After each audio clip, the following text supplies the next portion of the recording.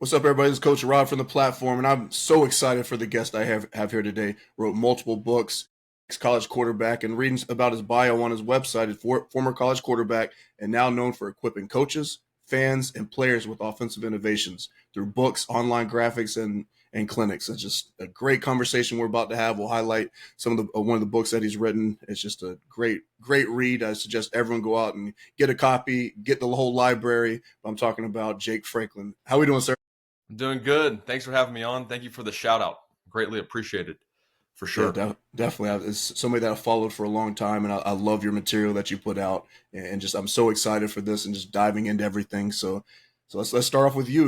Can you talk about your football journey and how you got to the point that you are today? Yeah. Football journey through played in the Dallas Fort Worth area in high school. And then from out of high school, I went to Abilene Christian. I did the whole transfer portal before it became a thing.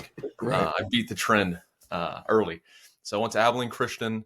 Things didn't shake out there. Then went to a couple junior colleges, one in Texas and then one in Minnesota.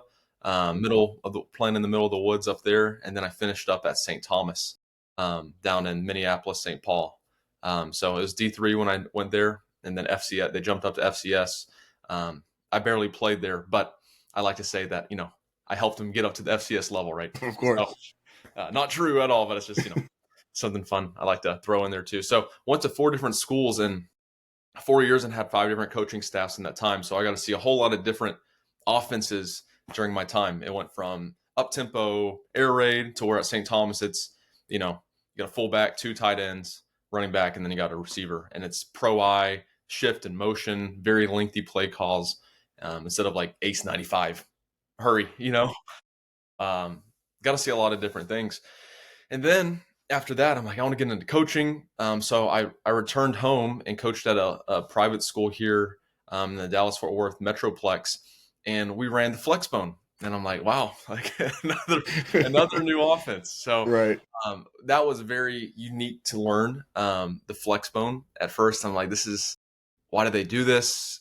What's the goal of this? Because I wasn't familiar with it at all. But as I learned it and as we ran it, I was like, hey, this is actually pretty sweet. I like this a lot. And so coached there for about 3 years. And during that process, I went on to Twitter at the time, now X, and was asking a lot of people like about Flexbone questions. I was posting plays and posting ideas, just trying to learn, like trying to get some outside help, so I didn't have to keep on bugging the staff who knew what they were doing at the time. As I was 22, I was like, what's the Flexbone?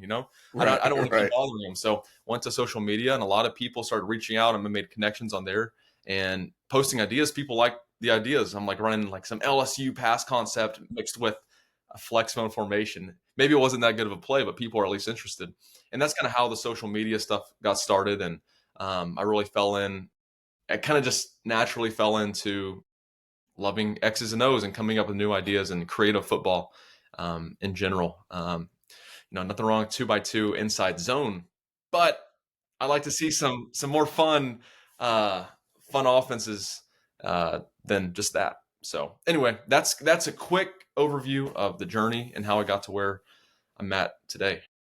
Yeah, it's definitely a small world because I was stationed in Abilene at Oh Dyess yeah, Air Force Base for 5 6 years. So I spent a little time in Abilene, so I know Abilene Christian and all that. And it's a great area.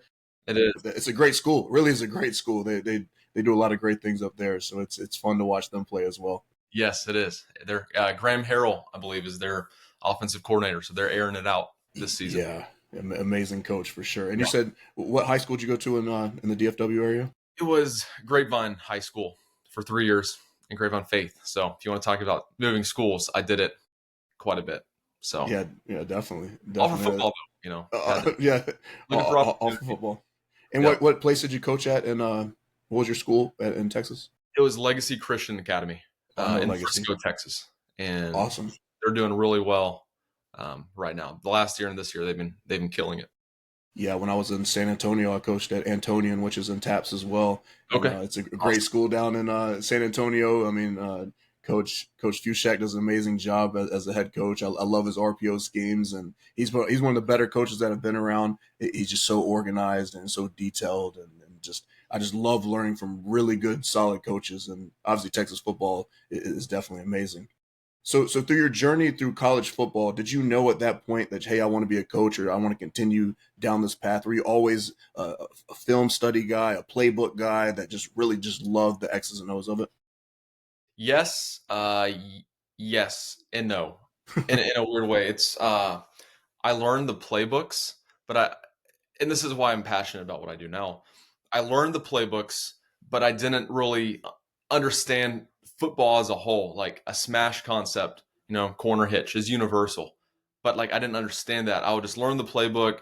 To me, this play is called Florida. I have no idea what kind of concept. I don't mesh, smash, drive concept, whatever. That didn't register in my head. So anytime I moved to a new school, it was like really difficult for me to like, all right, brand new playbook, like got to learn all this new stuff. When in reality, it was the same concepts, just called different things.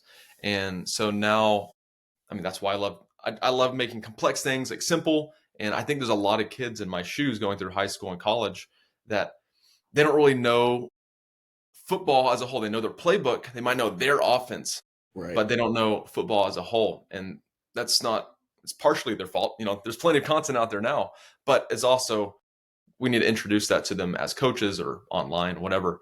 Um, Reach out and teach players that too. So they don't feel like, oh, I got to learn a new playbook and it's going to take me 3 months, to figure it out. So, um, yeah, but I really just, the more and more I learned football, the more I loved it. And the more I love the X's and O's. And I love strategy. And Right. football has been called violent chess.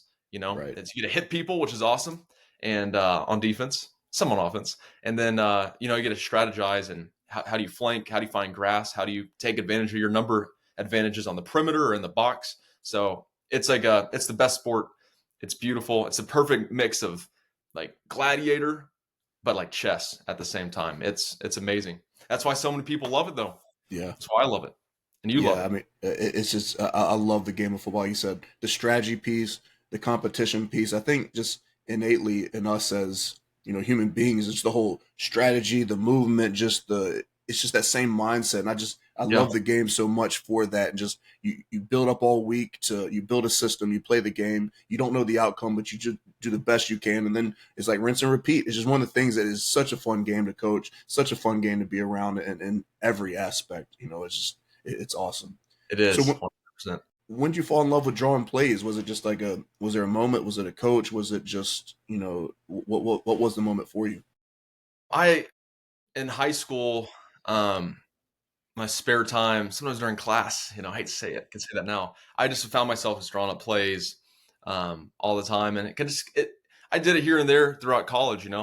College you're so busy with actually playing football and then class, and have a ton of as much time to sit around and draw plays up. But it was really when I started coaching and kind of when I started bearing the responsibility of, okay, we have to set these kids up for success. When you're a player, you're like, all right, coach, whatever you want to give me, I'll do. Like, Right, just let me right. know what I need to do and I'll do it. But whenever I started coaching, it's like, all right, what we put in this offense is what these kids are going to be equipped with to try to win a game in front of their parents and family and friends. And so it's kind of it's a big deal. It felt like a lot of responsibility. So I really just liked uh, drawing plays, and I would look at it. I don't love that, and then so I'd erase it, switch it over. I'd go watch so much film and draw plays, and but then try to tweak it to what works for our offense, and then that's kind of how diagramming and all the books I've written is here's some really cool plays. Now take it and adapt, tweak it to your own offense. And so I think it's a lot of fun to draw plays. I think a lot of coaches love, getting on the whiteboard and drawing it up. So it's fun. It's fun. Yeah, yeah, really. I mean, I could draw plays all day. It's one of the things like if I could sit there and look at football, draw plays, and do things like that. I mean, all day I could do that. No question about it. Build different playbooks, look at all certain different types of designs, and try to incorporate it. Trying to get a play call design philosophy because everyone has their own, whether it's words, whether it's a full sentence or whatever. What was your Mhm. style when it came to calling plays? Was it like I'm sure you had some one word plays. Some did you have plays that you look at people? John Gruden. Everyone goes to YouTube and they see his like a full story. How was your play call like? It was very simplistic. I mean, it was So I wasn't doing any OC stuff when we were running the flex bone. But later on, a year or two later, I did have some play calling responsibilities, and we did switch to like more 11, 10, 11 personnel. Right. So easier play calls, right? And so it was more of like, hey, we're running base, and like it was very basic play calls, very air raid style. Right. It'd be Right. like base, strength to the field, and then what we call it was just like all stop, and then we do Right. everything. So that's it. So everyone's running like a 10-yard curl, quarterback, pick your favorite matchup, and it was high tempo, and then we could tag things, but I mean it was very very simplistic, and players didn't have to think that much, which matters at a small private school because you don't have all, as you Right. don't have all the practice time in the world to go. You don't have your offensive guys and your defensive guys. Right. And your quarterback might also be playing safety, and your receivers are playing DB and linebacker. So you got to make it simple and sweet, short and to the point.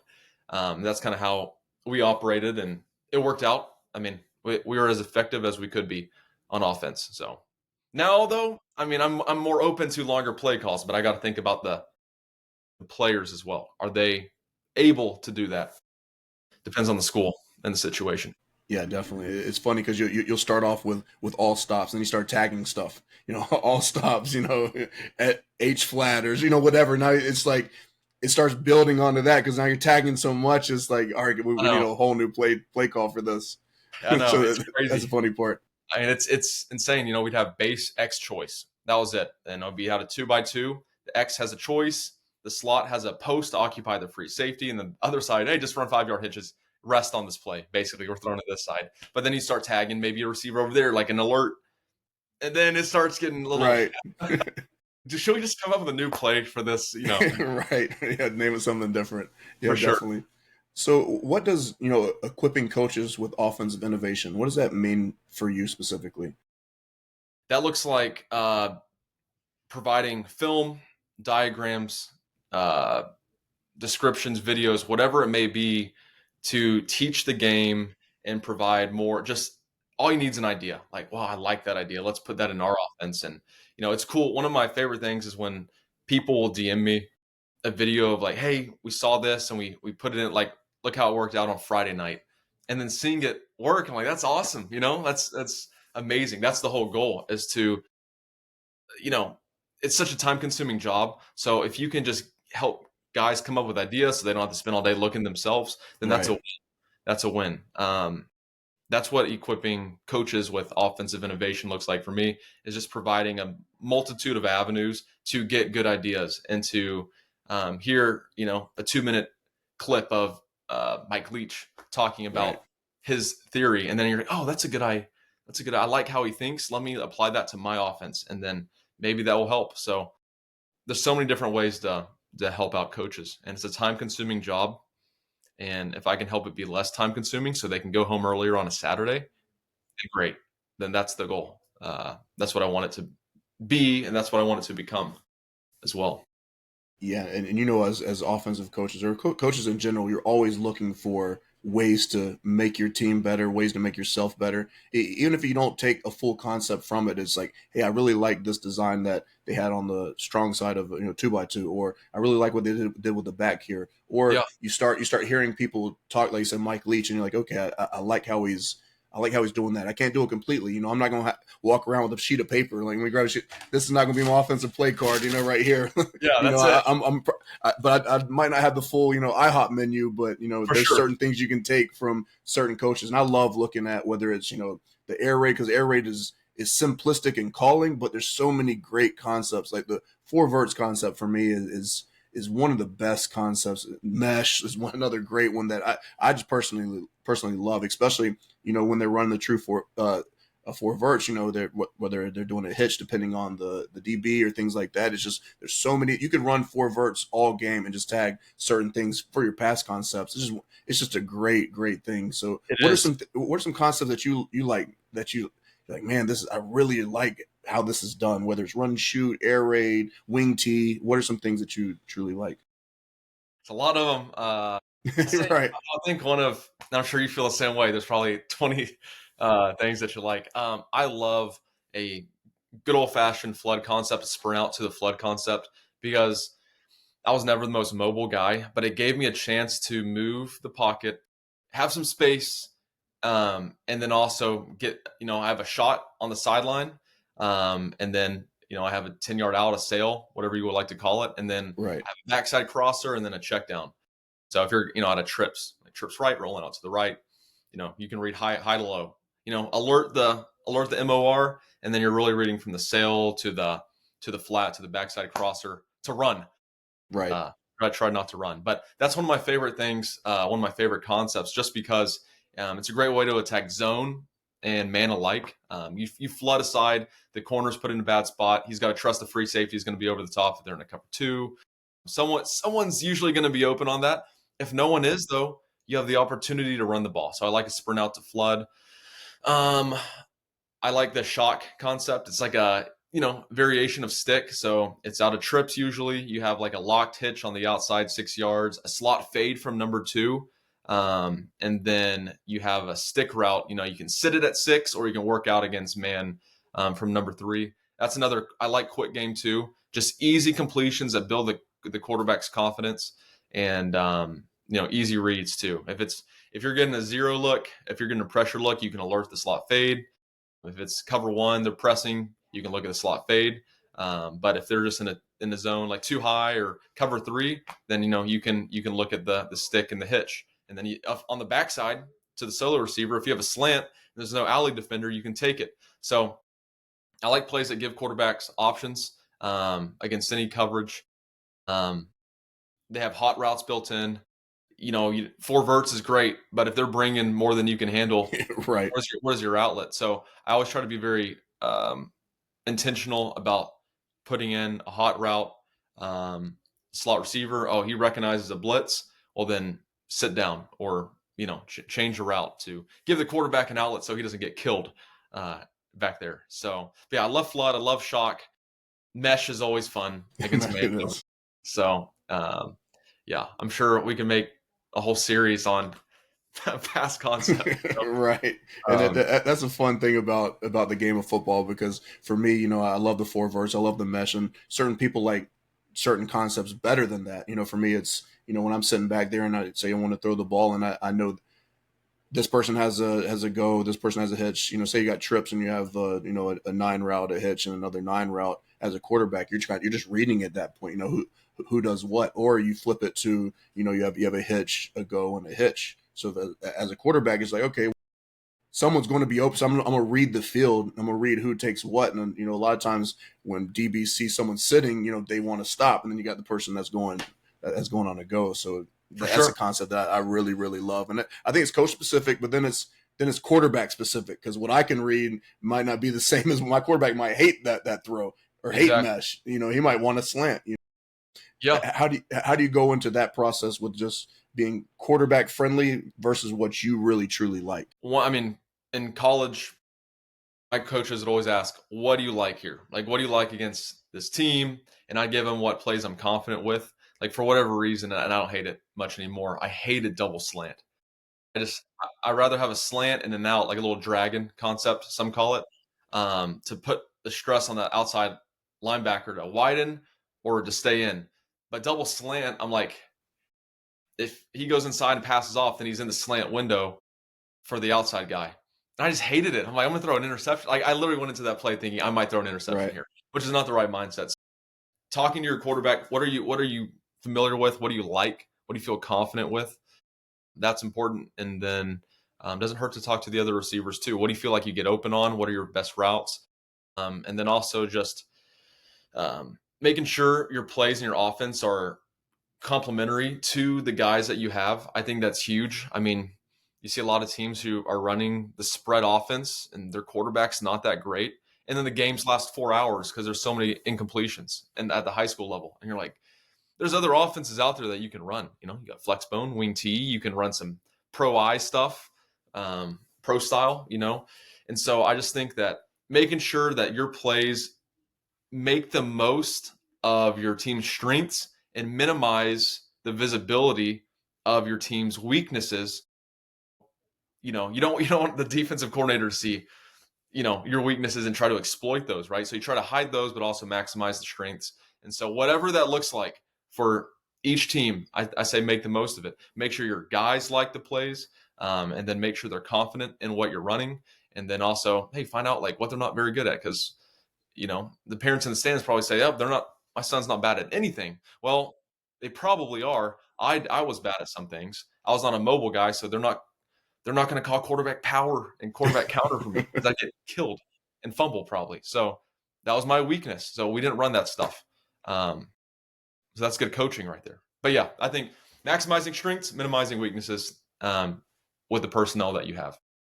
Yeah, the last quarterback that I coached, and I agree about the double slants. Really, the spacing has to be key.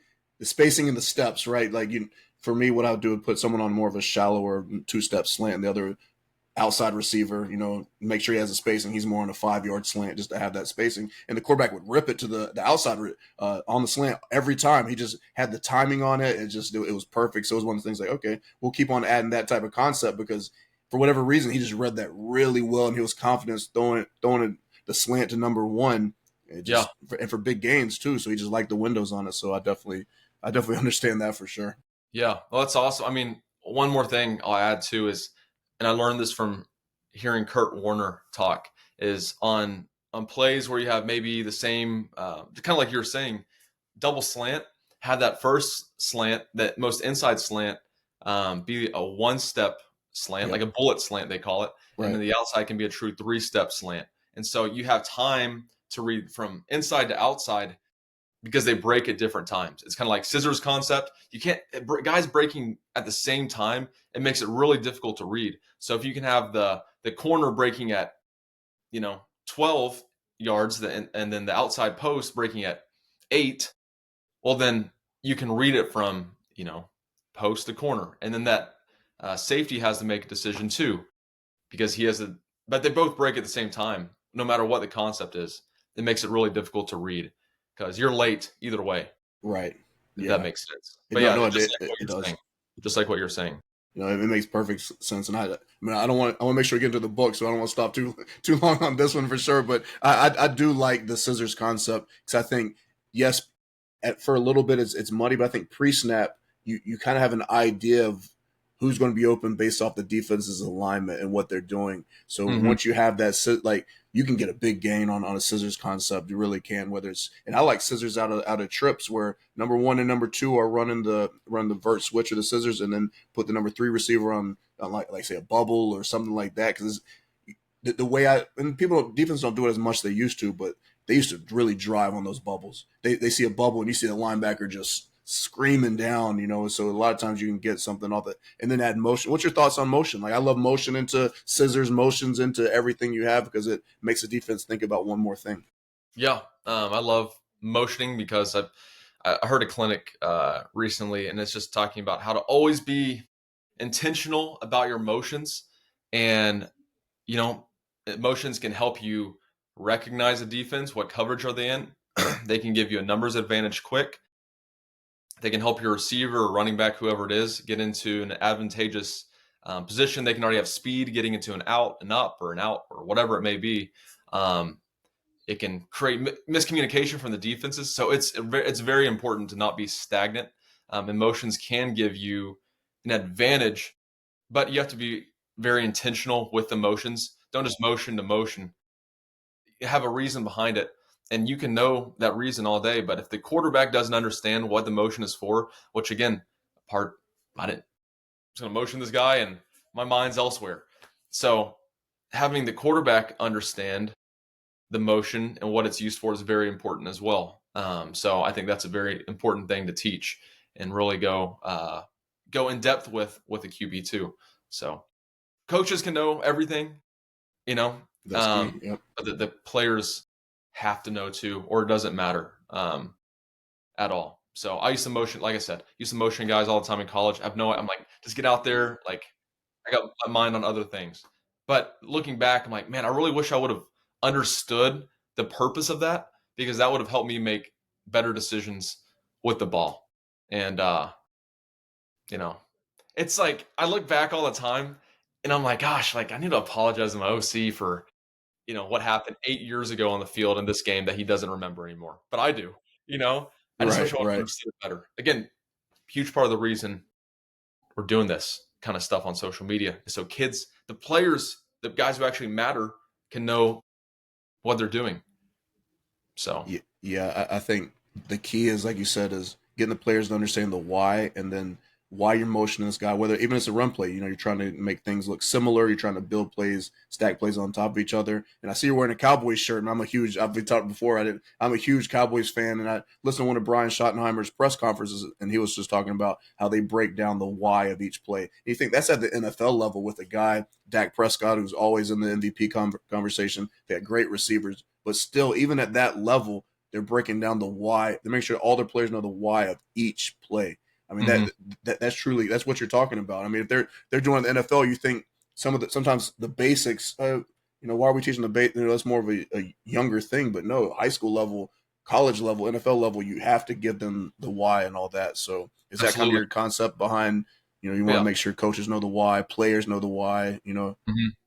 Know the whole reason behind it. We're not just running to play and hoping for the best. This is intentional, it's purposeful, and we need to know why it's that way. Yeah, Yeah. definitely.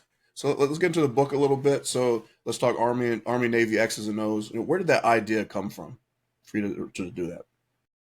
About halfway through last season, I was watching a lot of Army and Navy. I'm like, this stuff is awesome. I was like, there's not a ton of content out there, or like at least book wise, on like more of what they're doing now. And so I kind of saw room for it. I was like, there's not a book out there that I saw that really covers the new age triple option that these teams are running a lot from gun. They're throwing the ball a bit more, but they're still being so creative in the way that they run their midline triple and their load option, counter option. I mean, they're still running all their base stuff out of different formations and using a lot of shifts and motions and unique formations to get to those plays.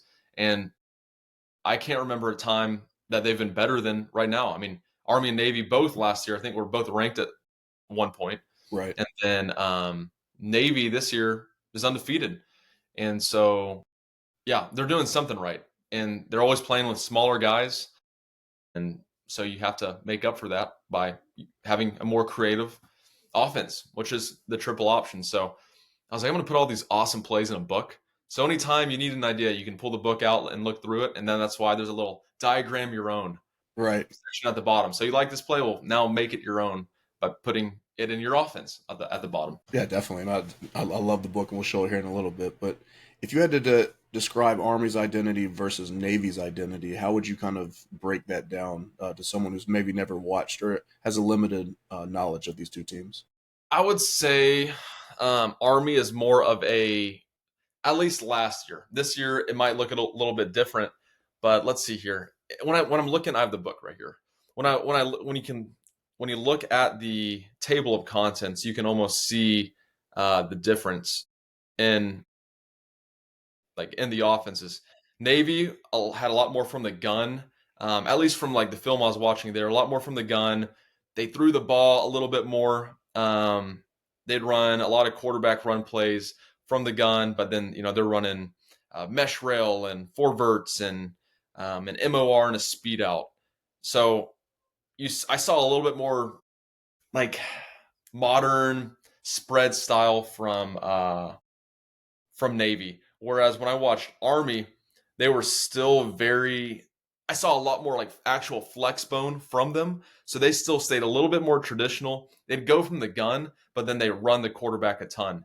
And I mean, I would say Army was still a little bit more traditional at the time. Navy was a little bit more creative. I'm hesitant to use that word because Army is very creative as well, but they were more traditional for sure. Um, so that's a quick overview of how I think they're different. Yeah, definitely. So, what's the process like into breaking down these? Because you looked at a lot of different games. What's the creative process like? You had the idea in your head. Okay, I like Army and Navy. Let me go ahead and start breaking it down. Can you walk us through the process of from watching film, diagramming it, to completing everything? What that looks like? It just looks, I clip all the film. I'd go through the film, find the plays that I like. I get them all together, and then I'd go one by one, and I'd pad it, I would diagram it, and then I would just go through it over and over and over, and just write about what I'm seeing in this play, what makes it advantageous, what this play is. This isn't meant to be this book and all the books aren't meant to be like a crazy deep dive into like the footwork of the O line. Right. Like I don't have room for that. This is meant to be like a brief overview to like give you a really detailed glimpse of what these offenses do. And so, hey, this is what counter option is. This is how it worked here. And here's a couple different variations of what that looks like. And so now next time you watch it on TV, you can, oh, that's counter option. They're going to fake an inside run and the quarterback and orbit motion guy are going to pivot out the opposite direction and basically run a load option, speed option to the backside. So that's how it looks. I mean, just getting all the film together, diagramming each one, and then really going slow, watching the film, then writing it. And in the age of Chat GPT and AI, just so you know, I'm not using that because I read a lot of articles now. This is totally side note. I read a lot of articles nowadays. And I'm like, this just feels like I'm talking to Chat GPT. So what I love about writing these books is like you can just see I want it to feel like I'm talking to you, like I'm just sitting next to you talking through this play.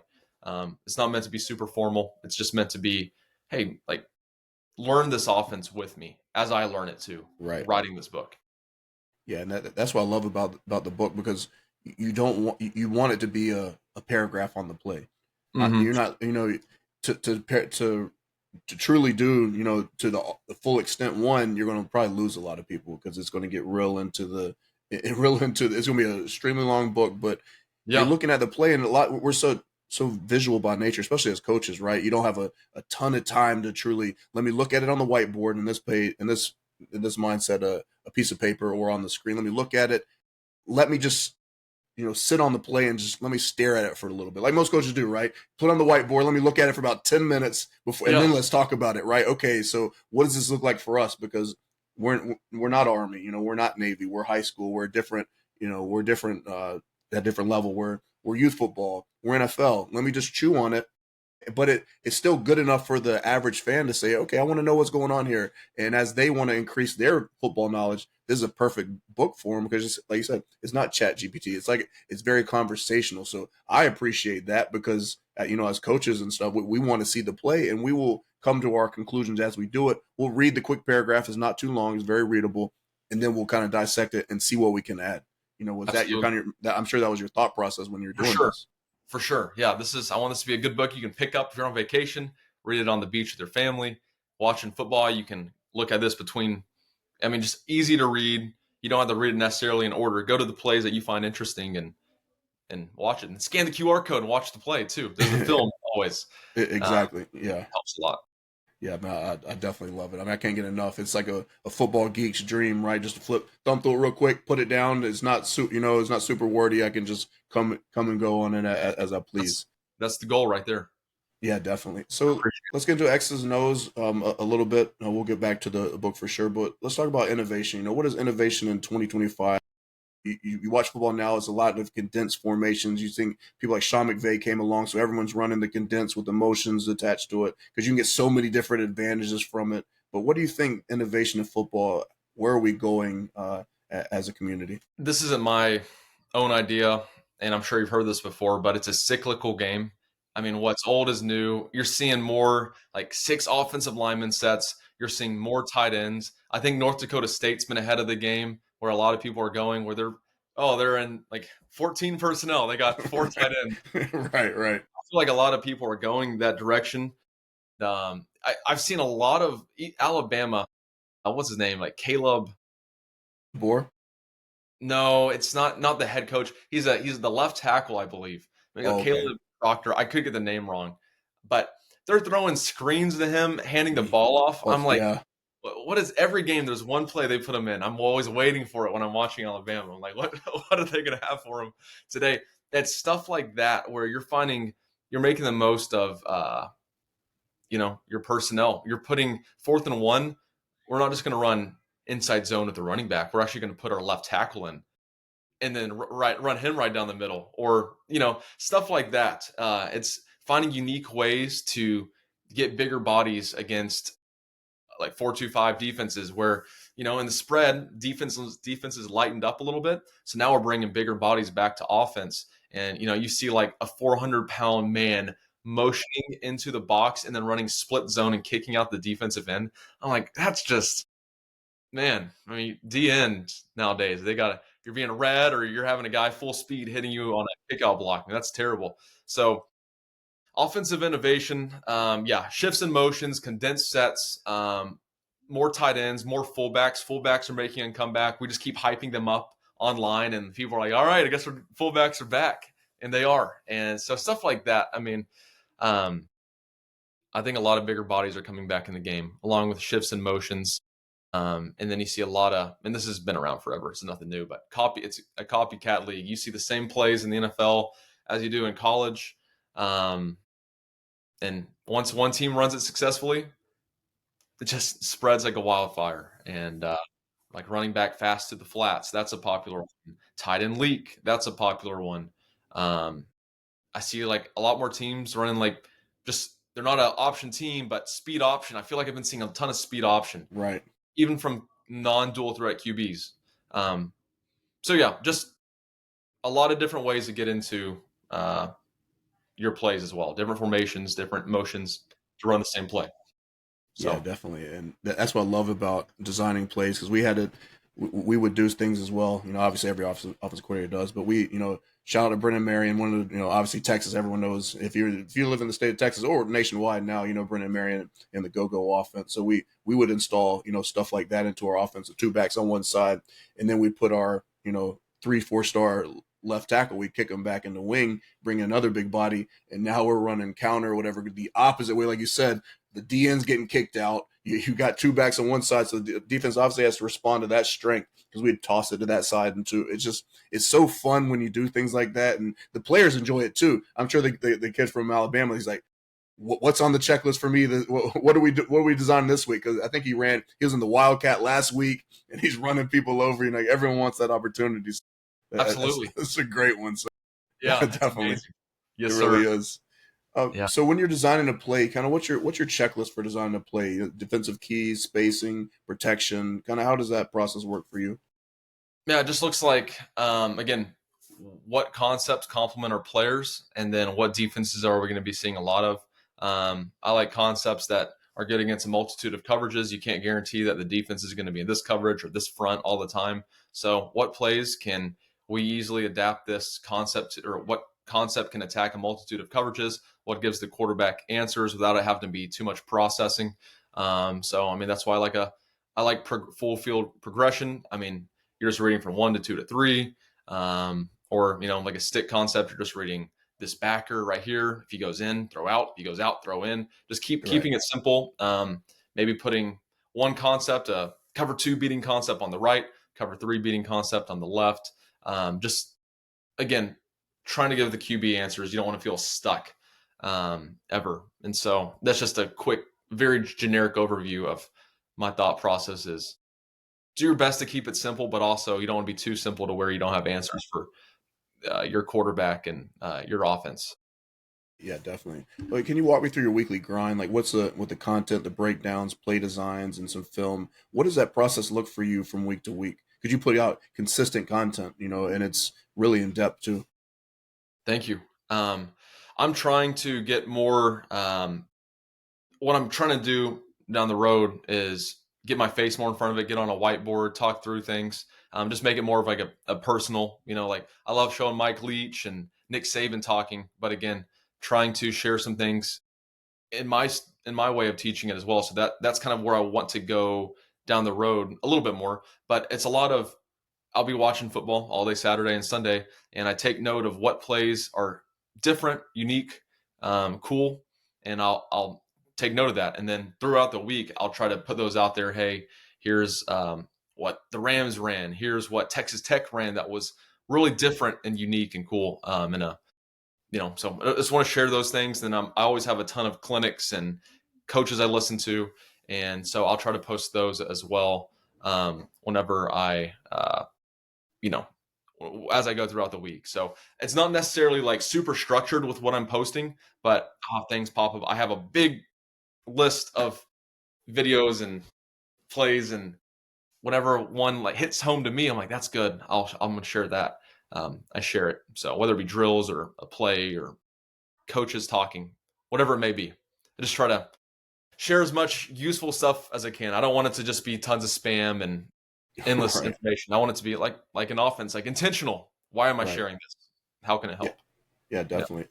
Who's been some of the mentors and who's influenced you in in your post football career, especially during the path that you're taking now? Is there someone that you reach out to, or maybe someone that you follow, or whatever that's kind of inspired your direction and your journey so far?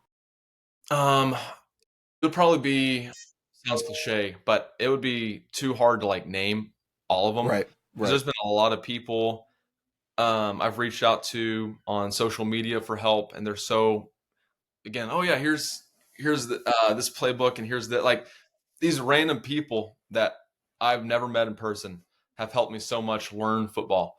Like random accounts, some of them don't even have names, like random like football account, like Right. me like this guy probably maybe coaching the NFL. I don't even know, but he's telling me like this in-depth stuff on mesh I've never heard.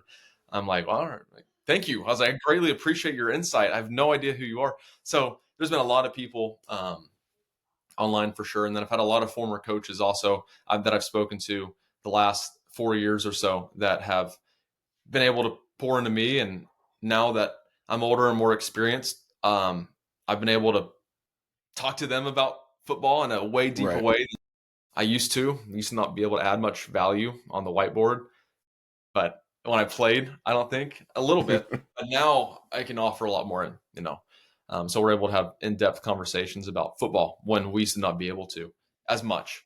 Right. A lot of people, Yeah. uh, you know, Right. yeah, And that's what for me when I was coaching OC or whatever, like I would love to get the quarterbacks in a room and say, give them the play calls for the week and say, I want you to draw this play up there. Get up yeah, there, you just draw it.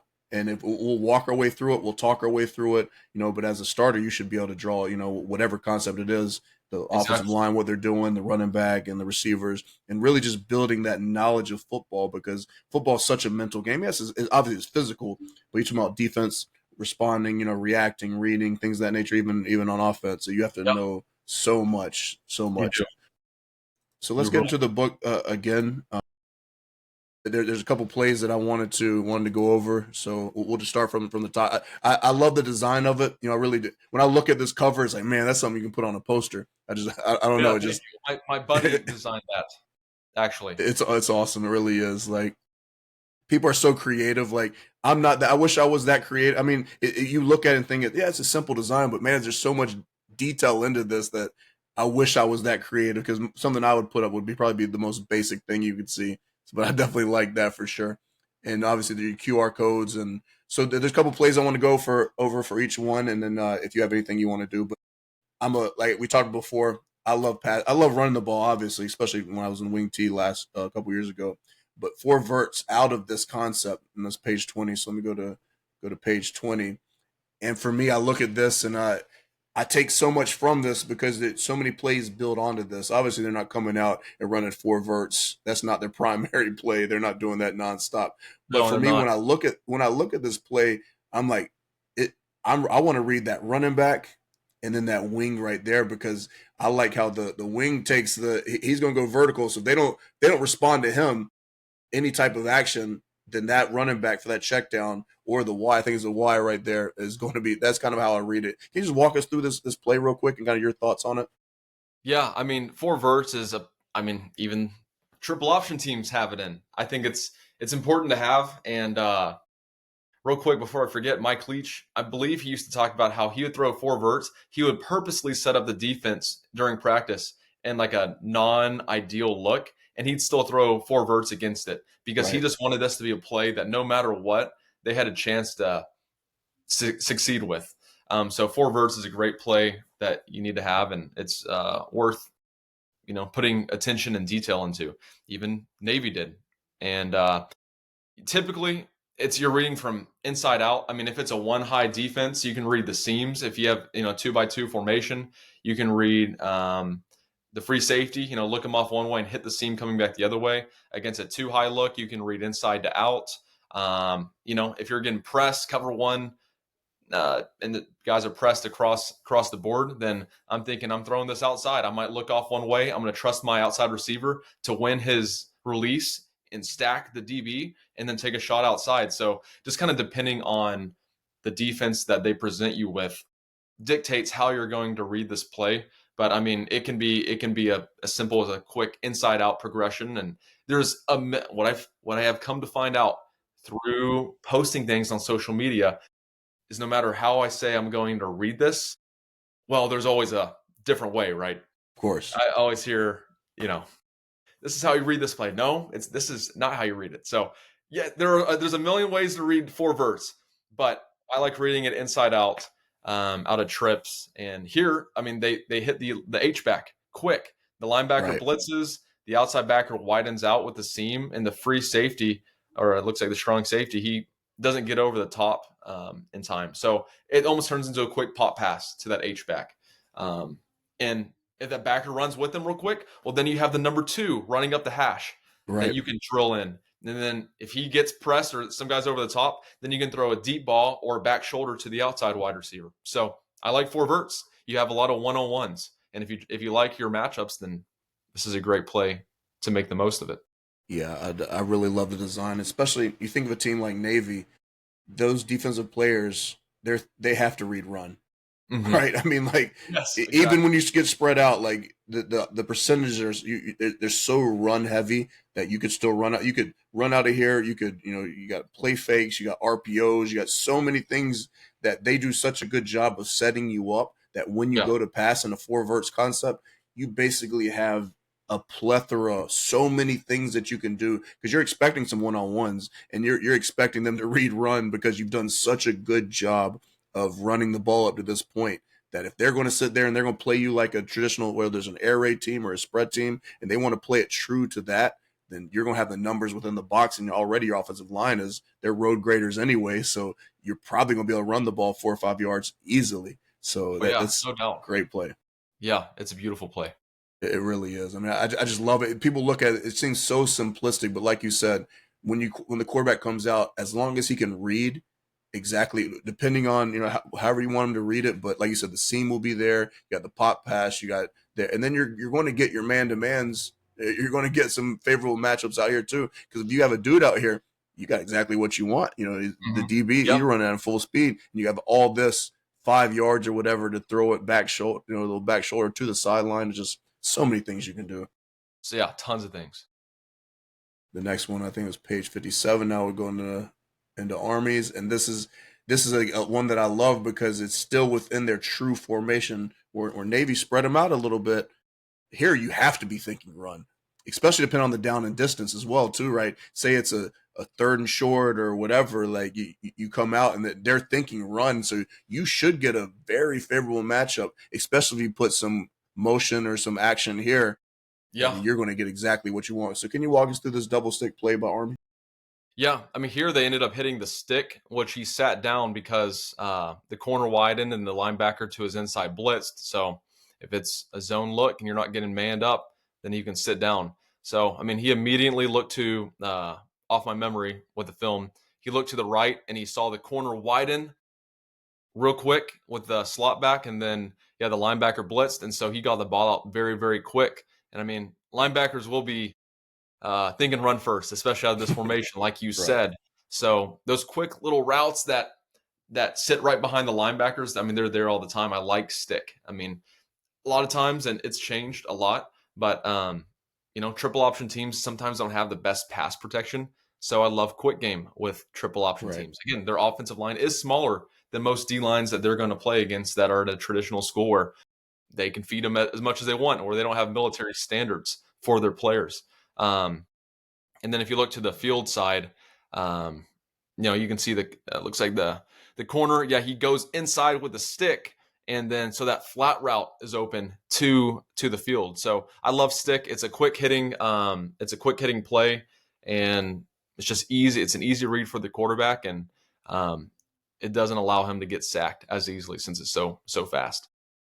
Yeah, definitely. Can we talk a little bit about the players that play for these service academies? You mentioned a little bit, but is there something that you notice about their play style, how they're coached, anything that kind of sets them apart? Because you would assume service academy very disciplined. They're very regimented. It's just one of the high character kids. I mean, high character kids everywhere. But it's just one of those things that, or I'll just ask you, what was your thought process, or what you observed by watching them that maybe is different from an Alabama or things of that nature? They're very they're very smart guys. I mean, to run the triple option, especially at the quarterback position, you have to be somewhat intelligent. You have to be a very good decision maker. I mean, triple option's very fast paced.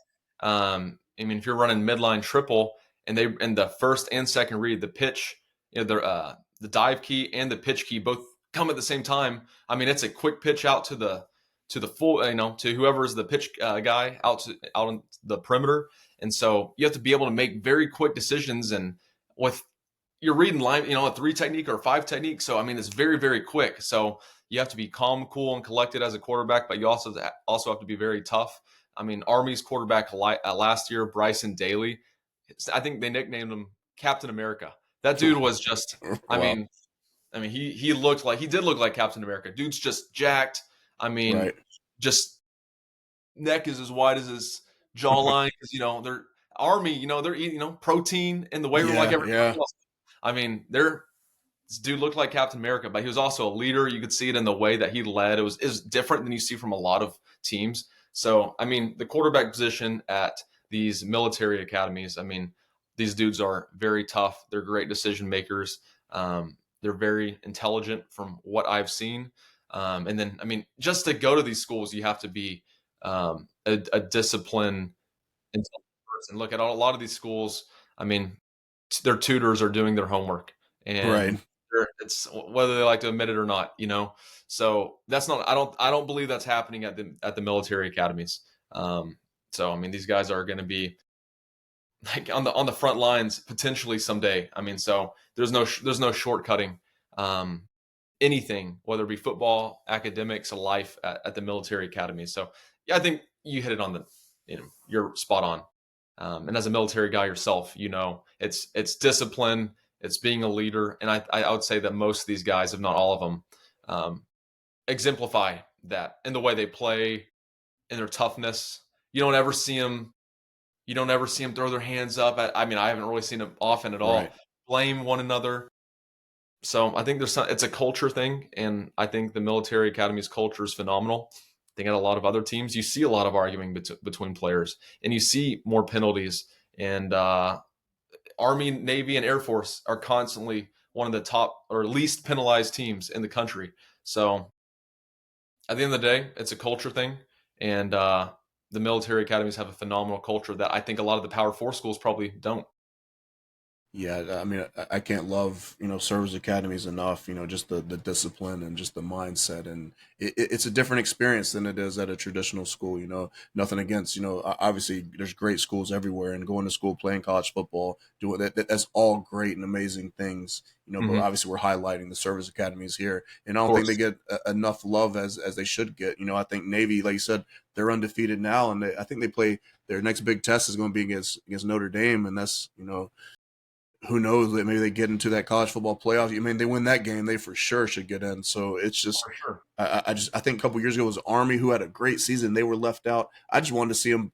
I just want to see them compete. It's just I wanted to see them get their chance to go out there and do the game that they love, because when it comes to pro football and all that, they have a lot of different commitments than what a traditional person does, and their schooling, like you said, it's intense. It's not they're when they get off, they have drill sergeants and things like that, so it's a different mindset when it comes to doing that for sure. No joke. So is there anything else in the book that we went over two plays? Is there anything else you want to highlight, trying to go through the plays a little bit? And we'll put a link for anyone that wants to purchase this book. I recommend it. It's got a lot of great material in it, just especially if you love football. I know a lot of youth football teams run a lot of these concepts because you run the ball a lot in youth football. I mean, they're spreading it out too, but Is there anything you want to go over before we close this book? I would just say, oh yeah, there's a couple little bonus playbooks at the end. I would just say in general, man, if you love quarterback run game, this Right. book is for you. I mean, both of these quarterbacks, and this was written when Bryson Daly was the quarterback at Army and Blake Horvath, who still is the quarterback at Navy. They were the guys in this book, and you just see how much these teams utilize their running threat and their offense. And so they run the QB a lot, and they also get a lot of their guys open by faking the quarterback run. There's like a triple option play action. There's a quarterback ISO play action, speed option play action.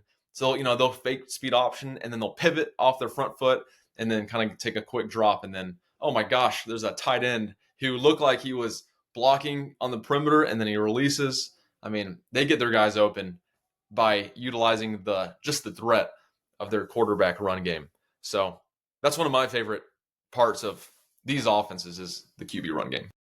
Yeah, definitely. So as we close this up, get a couple more questions. What's next for you? What's one of the next another book design that maybe that you're going to do? I mean, you probably don't want to give away too many secrets or whatever, but No, I don't want to like have you mention a book and someone else starts working on it. So I don't want yeah, answer however you feel you want to answer. But for sure. what's next for you? Podcasts, clinics, books. What is kind of the next process for you? Definitely going to continue the books for sure. I still have a handful of ideas that I think are just fresh and unique that I'll be working on. Um, like to find ways to make coaches' lives easier and faster. Um, I'm going to try to create some stuff for coaches that just makes football more aesthetic. All right. My wife has helped greatly with the looks of my Right. books and the way I structure things. Um, you look at a lot of just playbooks out there in general, and it's like just formatting. You can tell we're a bunch of men, Right. just throwing it all together, and Right. it Right. doesn't always look the best or like most professional. So I want to make sure that the books that are written and the products that are made down the road look good, and because sometimes perception is reality. So I want it to look very clean, very nice, and then also down the road when coaches are making plays and writing, I want to help them be able to create things that look nice and professional, and their players can be like, "Oh, this is sweet. Like, this is real." It's not just like penciled in lines and but it looks really clean and professional and easy to read. There's a lot of diagrams I've looked at. I'm like, I don't understand what I'm looking at. You know, I want to make things simple. So I don't know exactly what that looks like yet, but Right. um, I don't know. I have like 10 ideas, but I only have so much time. So Yeah, it's gonna that's be true. a process, That's but we'll true. see. Yeah, And I think because as you look at how playbooks have developed over, we see the photocopies of some of the old pencil drawings of plays and all that. This, as you know, because you want to write playbooks and design material for as the student or slash athlete learns. A lot of them are learning through material like this or a quick video, not something that's 40 minutes long like a clinic or so to say. They want to be able to click on like Huddle. You click on it and you see the play design and then you see the play being ran. So I see playbooks morphing more. Obviously, there are a lot they're digital and things like that, but I see some of this as like the next level of getting the athlete to understand the plays. So that's I think you guys are on the cutting edge of really getting stuff out there, and the key is just getting it to where the athletes can understand it, can absolutely comprehend it for sure. got to have the players understand for sure. Exactly. So Yeah. have a little rapid fire for you real quick before we close it. Before we give it to you to close this up. I think we've discussed this a little bit, but I'll ask again. What's your favorite offensive concept of all time? You had to pick one concept that you would say is your favorite. I'm talking pass or run. It doesn't matter. It doesn't matter. Oh, it changes like every 2 or 3 months. Right Right. now, with where it's at, I love midline triple. I think it's awesome. You're not blocking like a 3 technique and a 5 technique or a 4 eye and an outside linebacker. I mean, you talk about getting a numbers advantage. Most teams play against teams that are better than them. I think Right. option football is the greatest way to go about that. And I'm not blocking 2 defenders allows those guys to go block. You're blocking other people. You can get double teams on maybe some guy who's a nose tackle who's way bigger. So midline triple right now is my favorite. concept. Yeah, I like that. What's the most underrated position in football? Underrated. It's not sorry. It's not very quick fire of me. No, no, it's fine. No, it's fine. No, you got to think about it, right? Underrated position. I would say it's cliche, but it's true. I think the casual watcher doesn't understand how important the offensive line is. I Yeah, hear the right. blame go on, oh, Dak, and Dak is doing that. Come on. Like, it's not Dak's playing at an MVP level. There's a lot of things outside of his control that hinder him. So, Right. and it's not always the O-line. I'm not blaming the offensive line here, but I'm saying the offensive line a lot of times dictates the success of the offense. And the Cowboys have been very successful this year. But yeah, O-line, any Yeah, offensive lineman, no one watches. 100%. Who's your favorite play designer right now? Ooh, gosh, that's another difficult one. Sorry. Um, Play designer at the moment. I'm sorry. This is you know, I really like. He's not in the spotlight as much anymore, but Of he still course. very much is. I've always liked the way Lincoln Riley runs counter. That Right. was one of the first coaches I started watching whenever I was like just getting into coaching. He ran counter with a bunch of different motions and shifts and like little RPOs off of him. He still does that a lot. And I think he was one of the first teams where I saw a tunnel screen throw off of GT counter where the guard and tackle pull, and then all the down blockers actually released to the second level, and they Wow. threw a tunnel screen off of it. I'm like, all right, so Lincoln Riley, he's like an air raid guy, but he also has gap scheme stuff. I'm sure he's a lot of people's favorite Yeah, he's play awesome. designer. Yeah, Yeah, he's awesome for sure. What's a non-football hobby that keeps you balanced? it's quite a bit. I love fishing. Fishing is a lot of fun. Let's see. I mean, I like playing some Madden and College Football 26 sometimes. So some games once in a while. Play a lot of it's football intertwined. Of course, right. Very washed up uh, flag football league run by a city, but it's a lot of like former college and high school athletes that I know. So it's very competitive. That's a lot of fun. Oh, of course. And then I love home building too. That might be a random fact. I really enjoy the home building process. I used to do that too, and so I love home building. I love architecture. Love the outdoors. Um, I I really enjoy anything, to be honest. I Right. really like to Right. about anything. So Right. If you weren't doing like football content, kind of what you're doing online, things of that nature, what would you be doing? I would be I would have another business ish idea. I'd be finding Right. something else to do. There's so many things out there to spend your time building business wise. Heck, I saw a video of a guy. He was walking up door to door selling no soliciting signs. I'm like, that's brilliant. Like stuff like that is funny to me. I'm like, Right. that's a really good idea. But I mean, just trying to build something that so I can provide for my family while also being passionate about it. That just happens to be football. But there's a million different ways to to do that. A lot of passions out there. Yeah, definitely. What do you think of the Micah Parsons trade? I was questionable about it at first. I'm a fan now.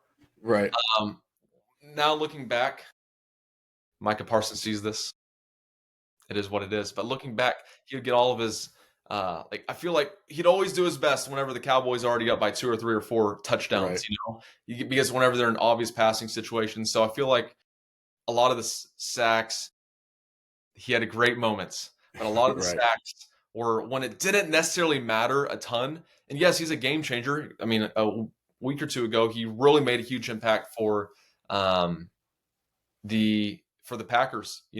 I think he like had a game-winning sack on one of those plays. So he is a game changer, but it's one man can't necessarily change a whole team. I like getting Kenny Clark stop. We could have stopped the run even with Parsons. Right. Right.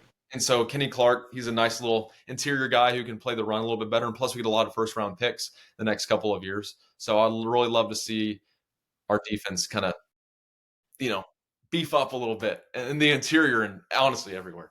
But Right. Right. so I liked the trade. Happy for Green Bay though. They have Micah Parsons now. It's good. Yeah, definitely. Last question: does Kyler Murray finally lose at AT&T Stadium in a couple of days on Monday night? He's like 9-0 at AT&T Stadium from his high school days to anytime he's been there. Can we finally beat Kyler Murray, which is crazy. We're talking about we want to go in the playoffs, and we're worried about Arizona Cardinals. So can we finally be? Can Kyler Murray finally lose at AT&T Stadium? Um, he he might win. He might win. He's a guy who likes extending plays and kind of just ad libbing plays at times. And when he's scrambling, I don't really trust our defense to cover every guy. So I'm sure there's going to be a lot of wide open receivers when he starts scrambling. There'll be guys wide open for him to fire downfield. I think it's going to be a shootout. Our offense will play well. I think the final score is going to be like 42-45 or something like that. I think it'll be a shootout, and I think Yeah, Kyler maybe goes 10-0 now at the stadium. I'd be so upset if we lose. We already lost to the Panthers, so that I that was know, frustrating that we can't even beat the Carolina Panthers. I But know. anyway, so Jake, I really appreciate this interview. It was a great conversation. Give me an hour of your time. I know how important time is and how busy you are. So I really appreciate it. Is there anything else you want to close with? I'll let you get the last word before we close this session. Um, Nothing really I want to close with besides just saying that continue to learn the game. There's going to be for players and coaches alike. There's always going to be a coach that or a player that maybe knows a little bit more or is a little bit more athletic, taller, faster, stronger, has better connections. But I think if you're the smartest guy on the field, you can make up for a lot of those intangibles, maybe physically, that you don't have. So continue to study the game and get to know the game and just enjoy the slow process of learning it. Don't rush it. So that'd be my final thing, football advice wise. Yeah. Definitely. And thank you so much for having me on. I appreciate it. This has been a very good podcast, and you ask great questions. No, I appreciate you having you on and you coming out. So thank you. I know you got a busy day, so I appreciate your time. Absolutely. Thank you.